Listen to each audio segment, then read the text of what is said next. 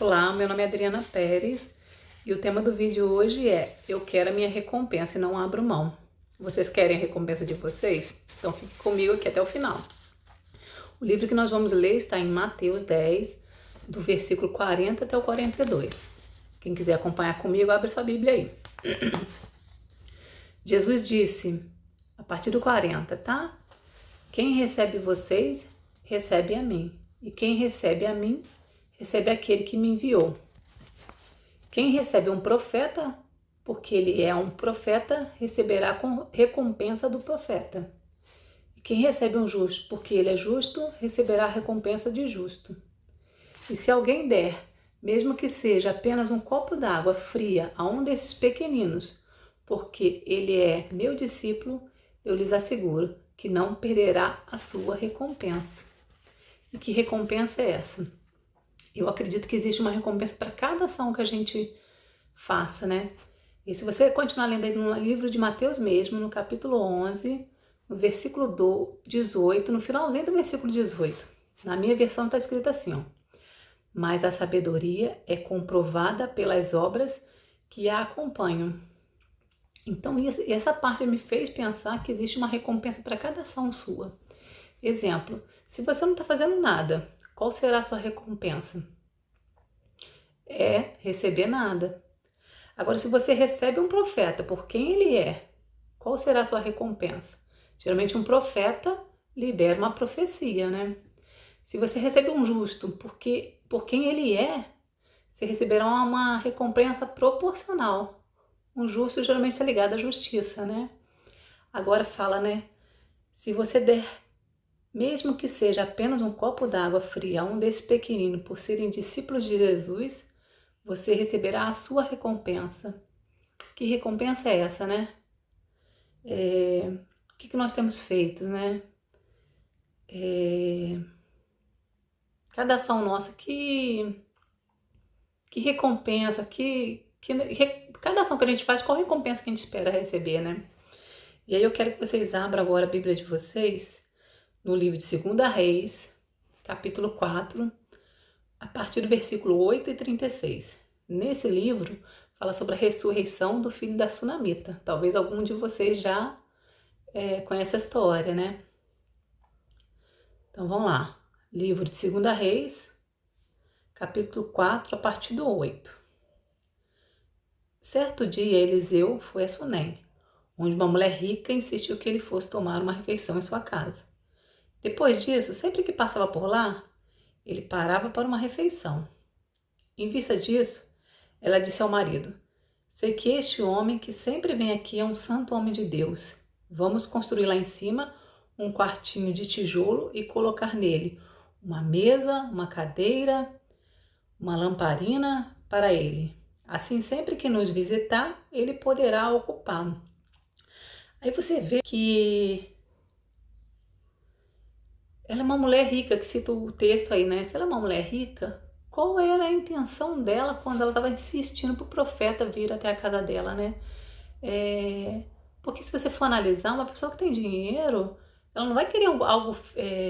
não está passando um aperto financeiro. Muitas vezes a gente vai ter um profeta querendo que ele solte uma palavra, ó, os dias melhores virão, você vai conseguir pagar a conta, ou alguma coisa na parte financeira, mas no dela não envolvia isso, né? Provavelmente ela tinha casa, tem gente que não tem, tá passando aperto por conta de aluguel, às vezes a pessoa precisa de um carro para levar um filho no colégio, ou para facilitar a vida, e às vezes você fica ali, né, querendo que o profeta te dê uma palavra que vai, enfim, de encontro com aquilo que você necessita, vamos dizer assim. Mas no caso dela, não. No caso dela, ela tinha dinheiro, né? Então, eu fiquei imaginando por qual motivo, né, ela queria que o profeta se aproximasse dela, que querendo ou não, ela estava chamando para ir tomar uma refeição na casa dela. Queria um pouco mais de intimidade, eu penso assim, né? Não sei vocês, né? E aí, além da proximidade, né, que ela poderia estar querendo com ele, eu fiquei pensando assim, não só de tomar uma refeição, você vê que ela, né, não queria ser só conhecida dele. Além dela ser conhecida dele, ela desejava, na minha opinião, ter um pouco mais de intimidade. Você vê que ele não passa na casa dela só uma vez, ele passa mais de uma vez. E além dele passar, ele começa a dormir na casa dela, né? Então, assim, muito mais intimidade, eu acredito, quando tem alguém na nossa casa, dormindo na nossa casa.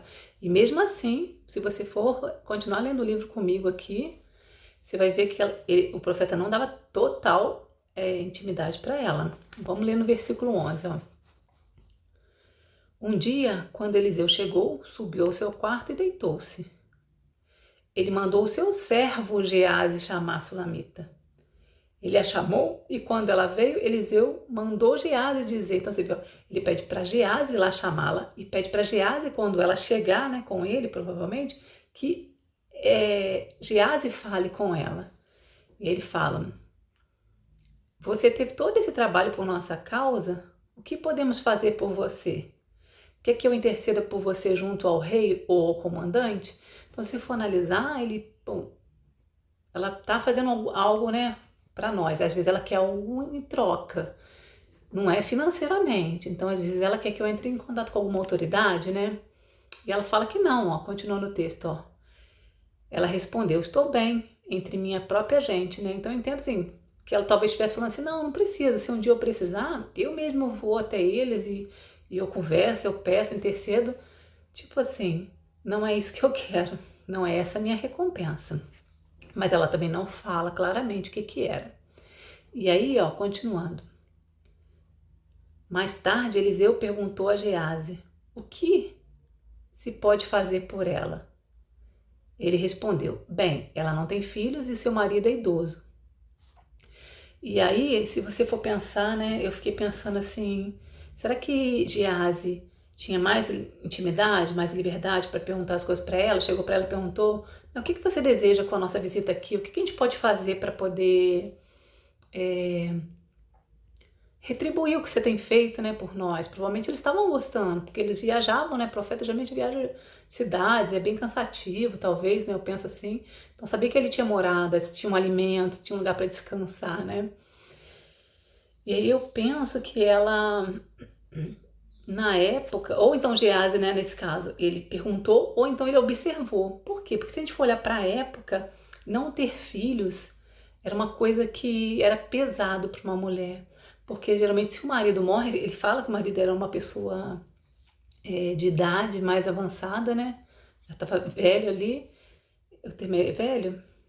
Idoso. O esposo era idoso e ela não tinha filho. Então, eu entendo assim que diferente dos dias de hoje, que hoje existe uma pensão alimentícia, na época não. Então a mulher perderia talvez tudo. Então ela tinha um conforto da casa dela, tinha dinheiro, tinha, vamos dizer, nos dias de hoje, luxo, né?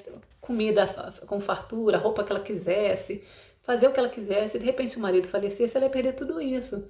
E a única esperança dela seria se ela tivesse um filho, né? Por quê? Porque através desse filho, vamos dizer, os bens seriam herdados para o filho seria um homem que estaria para trabalhar, porque é o homem que leva o sustento para casa. Naquela época e até nos dias de hoje, apesar da mulher hoje participar, mas eu entendo que, segundo a Bíblia, é o homem que é o responsável, né? Pela manutenção da casa, vamos dizer, financeiramente. A mulher é auxiliadora. E aí, eu fiquei pensando qual dos dois, mas não importa qual que seja, né, os dos dois. Eu fiquei pensando o que traria esperança no coração dela, o que estava incomodando ela a ponto dela querer, né, que esse profeta fosse à casa dela. Ela queria algo em troca, queria uma recompensa, né? E aí eu vejo, vamos continuar lendo aqui a partir do 15, ó. Então Eliseu mandou chamá-la de novo. Geazi a chamou. E ela veio à porta e ele disse: por volta desta época, no ano que vem, você estará com o filho nos braços. Aí, olha só o que ela responde, ó. Ela contestou: não, meu senhor, não iluda sua serva, ó homem de Deus. Olha que engraçado, né? O profeta entregou uma profecia para ela, de uma coisa que eu creio que talvez para as mulheres da época, pelo menos, era algo muito valioso. E ela fala: não, meu senhor, não iludas a tua serva, né? Eu fiquei pensando assim, o que ela temia, né? Por que ela falou isso, né? Eu pensei, provavelmente ela ficou com medo de se frustrar. O profeta prometeu alguma coisa para ela e não acontecer. Mas ele era o quê? Um profeta de Deus. Aí você vê no 17, ó. Mas como Eliseu lhe dissera, a mulher engravidou e no ano seguinte, por volta daquela mesma época, deu à luz um filho. Então, assim, antigamente, a minha visão, pelo menos, dessa história é que o profeta era o quê? Era um meio, a gente não tinha acesso direto a Deus, né? Ia direto a Deus. A gente ia e tinha que ter um profeta, e o profeta intercedia por nós a Deus, então a gente tinha uma resposta de Deus. Hoje não, hoje através do sacrifício de Jesus na cruz, né, por nós, quem o tem, né, quem crê nele e o aceita como único Salvador, tem esse acesso direto com ele. Mas antigamente era muito comum, se você queria alguma coisa, você ia até um profeta, né? E aí eu fiquei pensando, né, que muitas vezes na nossa vida, eu acredito que pode ter acontecido na vida dela, ela se encheu de esperança. Alguém promete algo para você e você se enche de esperança e depois não acontece, você se frustra. Só que às vezes não é uma vez só. Como acontece várias vezes, né? Você começa a relacionar, na verdade é seu cérebro começa a relacionar esperança. Opa, criei esperança. Vou conseguir, vou conquistar, vou. Aí vem a frustração. Aí outra vez, esperança, frustração, esperança, frustração. E aí com o tempo, toda vez que você cria uma esperança, uma expectativa de que algo pode acontecer de bom, né, para você, você já automaticamente joga, não acredita nisso não, né, é uma frustração. Vai virar frustração, né? E aí eu fiquei pensando que provavelmente é o que estava passando na cabeça dela. Por quê? Porque a gente, muitas vezes, passa por frustrações porque os homens nos prometem coisas e não cumprem. Mas diferente desse caso, que era o próprio Deus ali, eu creio, né, através da vida do profeta.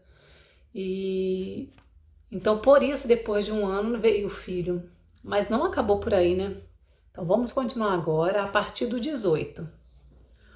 O menino cresceu e certo dia foi encontrar-se com seu pai. Ele estava com os ceifeiros. De repente ele começou a chamar o pai gritando: "Ai, minha cabeça, ai, minha cabeça!" O pai disse a seu servo: "Leve-o para a mãe dele." O servo pegou e levou a mãe. E aí o menino ficou no colo dela até o meio-dia e morreu. Olha só. Ela subiu ao quarto do homem de Deus, deitou o menino da cama, saiu e fechou a porta. Ela chamou o marido e disse: "Preciso de um servo e de uma jumenta para ir falar com o homem de Deus. Volto logo."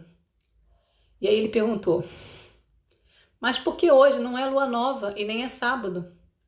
Ela respondeu: "Não se preocupe." Gente, eu achei a atitude dela uma atitude de muita sabedoria. Que mulher sábia, na minha opinião. Sabe por quê? Ela não chegou pro marido falando: "Ó, nosso filho morreu." Decretou que ela tinha aceitado a morte do filho. Ela não reclamou falando: "O profeta me prometeu algo e agora meu filho morreu. E aí? A esperança de novo aí sendo frustrada." Ela não fez isso. Hora nenhuma. O marido questionou ela. Hoje não é sábado, não é dia de lua nova. Provavelmente seriam esses dias que as pessoas teriam liberdade de ir até um profeta, né? Diferente dele que vinha na casa dela, mas quando você ia procurar um profeta onde ele talvez tivesse um lugar próprio, seriam, né, nesses dias. Não, ela não fez isso. Ela não ficou murmurando, ela não ficou lamentando, ela não ficou questionando, ela simplesmente tomou uma ação.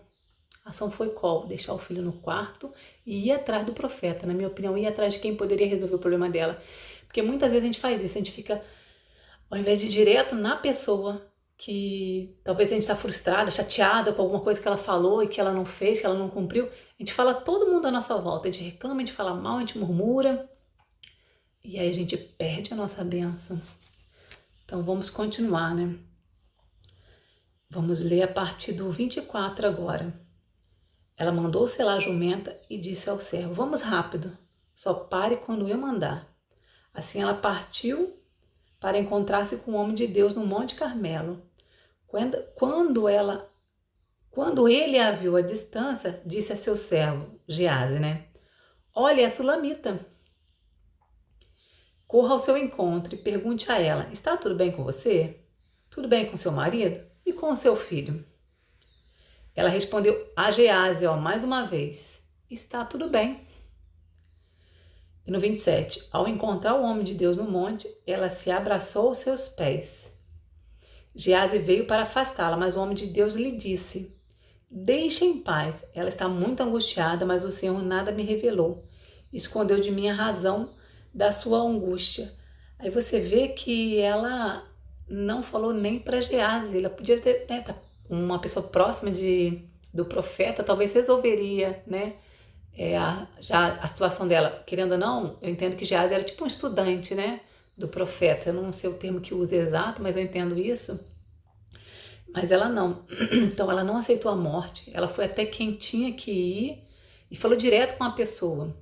E quando chegou lá, ela se prostrou. Eu entendo, sabe, que ela se prostrou aos pés de Deus. É essa a minha reflexão. Então toda vez que a gente tem vamos dizer, uma frustração, algo que você tá ali se sentindo que, pô, você tinha aquela confiança, né, de que era a direção de Deus, que Ele te entregou algo bom, e de repente começam a acontecer circunstâncias que tá parecendo que não vai acontecer, ou que morreu a sua esperança, né, ou que você, sei lá, não vai conquistar o que você quer, seja o que for. Não fica perdendo tempo falando com quem não deve, com quem não pode resolver. Vai direto a quem pode resolver, né? No caso aqui o profeta. E fala direto com ele, com mais ninguém. Então eu creio que nessa hora que ela deita aos seus pés, ela está se reverenciando diante de Deus. E aí provavelmente nessa hora que ela vai falar o que aconteceu, né? Deixa eu pegar outra parte aqui do texto. E disse a mulher, olha que sabedoria, irmãos também estiverem ouvindo, né? E disse a mulher, acaso te pedi um filho, meu senhor? Gente, ela não julga, ela não reclama, ela não fala com ele acusando. Olha que interessante isso, né? Ela faz, na verdade, duas perguntas. A primeira é, acaso eu te pedi um filho, meu senhor? E a segunda, não te disse para não me dar falsas esperanças? Gente, eu achei muito sábio, porque muitas vezes a gente vai até as pessoas, a gente reclama, olha só, você me prometeu que você me daria isso, e você não me deu, e você agiu errado, você começa a julgar, você nem sabe exatamente o que está por trás do pensamento da pessoa, do que ela, né, está disposta a te ajudar, às vezes ela nem percebeu que alguma coisa que ela está fazendo está te prejudicando, está te fazendo sair do propósito que ela te prometeu, né? A gente muitas vezes acusa, é marido, é esposa, é mãe, é amigo, chefe, sem a gente perguntar. Então você vê que ela não pediu um filho, a todo tempo, pelo menos que eu li no texto, não entendi que ela tenha pedido, mas o profeta entregou, porque provavelmente ele percebeu, né, às vezes uma direção de Deus que trouxe através do profeta, que era o que ela desejava, que é o que ia trazer paz no coração dela no futuro. E aí ele vai, né, através da direção, vamos dizer assim, e entrega uma profecia para ela de algo que seria bom, né? Profecia geralmente são coisas boas, né? E naquele momento ela fala, não, né? Não te disse para não me dar falsa esperança? Então ela questionou ele ali só. E provavelmente ela deve ter falado, né, que o filho estava morto no quarto lá.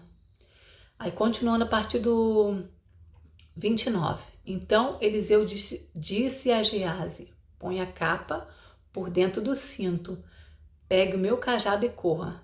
Se você encontrar alguém, não o cumprimente. E se alguém o cumprimentar, não responda. Quando lá chegar, põe o meu cajado sobre o rosto do menino. Mas a mãe do menino disse, juro pelo nome do Senhor, e por sua vida, se ficares não irei. Então ela foi com ele.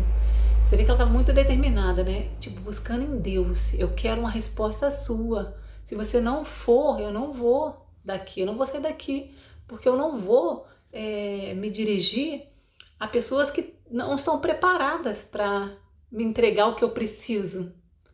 Deus tá. O profeta era referência, né, na minha opinião, sobre Deus ali. Então, se não for comigo, eu não vou. 31. Geazi chegou primeiro e pôs o cajado sobre o rosto do menino, mas ele não falou nem reagiu. Então Geazi voltou para encontrar com Eliseu e disse-lhe, o menino não voltou assim. Quando Eliseu chegou à casa, lá estava o menino morto, estendido na cama. Ele entrou, fechou a porta e orou ao Senhor. Depois deitou-se sobre o menino, boca a boca, olhos com olhos, mãos com mãos. Enquanto se debruçava sobre ele, o corpo do menino foi se aquecendo. Aí você vê que Eliseu levantou-se e começou a andar pelo quarto. Depois subiu na cama e debruçou-se mais uma vez sobre ele. O menino espirrou 7 vezes e abriu os olhos. Você vê que com o Geazi nada aconteceu. Quando o profeta chegou e teve uma ação, o menino espirrou por 7 vezes e abriu os olhos. Eliseu chamou Geazi e o mandou chamar a sunamita, e ele obedeceu. Quando ela chegou, Eliseu disse: pegue seu filho. Ela entrou, prostrou-se aos seus pés, curvando-se até o chão, pegou o filho e saiu. Então, assim, você vê que lá quando o profeta fala que vai, e você, Geazi vá, né? E ele vai fazer, ela não aceitou. Ela não aceitou as circunstâncias que estavam dizendo para ela que acabou, seu filho morreu, desista. Muitas vezes é isso que vem pra gente, desista, é o fim. Olha só, quantas vezes já aconteceu, mais uma vez, não vai dar certo, aceita, essa frustração é mais uma, você já está acostumada. Mas ela não aceitou, ela não aceitou isso pra ela, ela falou assim, não, tipo, né, eu falaria, não aceito, não abro mão, vou até o fim. Tudo tá me dizendo que acabou, mas eu vou até o fim. A minha esperança ainda não acabou. E é o que importa, a minha esperança, né? E aí você vê que ela foi, insistiu, para quem poderia fazer isso, não desistiu. E aí ela consegue o que ela deseja, né? Que eu creio que é a esperança dela renovada, né? Do filho estar ali, de trazer esperança para um futuro. E aí ela se prostra diante dos pés do profeta, que eu creio, né? Que ela se prostra diante de quem deve receber toda a reverência, que é o próprio Deus, né? Então, abaixou, se prostrou e reconheceu, eu creio nisso, a soberania de Deus através da vida do profeta. E aí ela saiu com a recompensa dela. E aí eu penso, né? Não saia, irmão, até você receber a sua recompensa. Não abra mão dela. Não importa se várias situações na sua vida já te fizeram acreditar que sempre que você tem esperança vai vir uma frustração. Se pegue a Deus, se apegue a Ele, porque Ele é o autor da sua vida, Ele que pode todas as coisas na sua vida. Não deixe de crer. Sabe, há esperança sim. Ele fala que nós podemos receber o melhor nessa terra ainda aqui. Então não deixa de acreditar não, não desista não, continue. É Deus que está falando contigo, não é o homem, não é um desejo do seu coração, é algo que veio dele, você tem certeza disso, não abre mão. Não abre mão da sua recompensa. Não abre mão, vá até o fim. Porque quando uma pessoa tá lá na palavra dele que nós lemos no início, né, que fala deixa eu pegar aqui onde que tá, Mateus 10. Quem recebe um profeta, porque ele é um profeta, receberá sua recompensa, né? E quem der, mesmo que seja um copo de água para um desses pequeninos, porque ele é meu discípulo, eu lhes asseguro que não perderá a sua recompensa. Então, quais têm sido as suas atitudes diante de Deus, né? Você tem sido uma pessoa que tem buscado agir de acordo com a vontade dele, né? Tem recebido, tem feito algo por alguém, né? Sem buscar algo em troca, querendo ou não, porque muitas vezes a gente quer, né? Mas quando a gente faz de coração, Deus traz uma recompensa para nós. Não abra mão. Fiquem com Deus. Sempre com Deus.